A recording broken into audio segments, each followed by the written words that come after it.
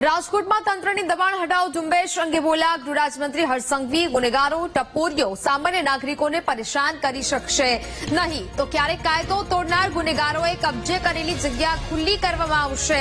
ગુનેગારોને શોધીને ગેરકાયદેસર કરેલા બાંધકામ છે તે ધ્વસ્ત કરી દેવામાં આવશે। છેલ્લા 3 મહિનામાં કેટલાક ગુનેગારોની ગુજરાત પોલીસે શાન ઠેકાણે લાવી છે।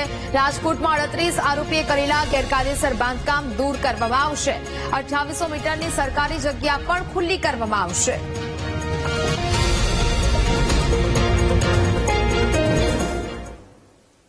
ભારતીય જનતા પાર્ટીની સરકાર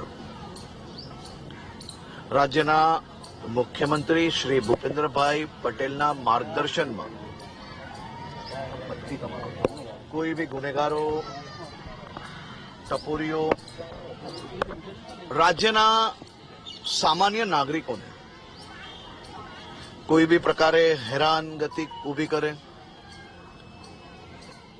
કોઈ બી પ્રકારે કાયદો તોડે અને આ કાયદો તોડનાર ગુનાઓ કરનાર ગુનેગારો રાજ્યના સામાન્ય નાગરિકોના હિતમાં સુરક્ષિત રખાયેલી જગ્યાઓ પર કબજો કરે અને એ કબજાઓ પર કોઈ કે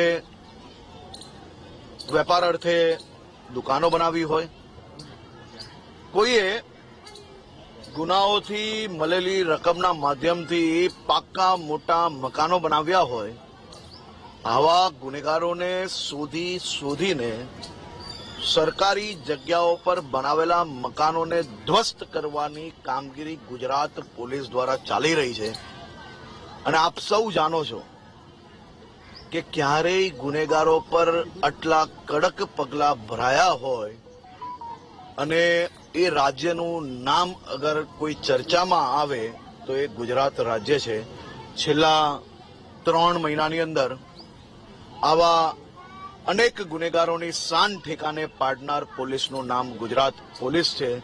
અને આજે રાજકોટ પોલીસ દ્વારા આવા 38 ગુનેગારોના 38 મકાનો ધ્વસ્ત કરીને 2800 મીટર ત્યાંની પોશ એરિયાની જગ્યા એ રાજ્યના નાગરિકોના હિતમાં, રાજ્યના નાગરિકોની સેવામાં ખુલ્લી મૂકવામાં આવશે।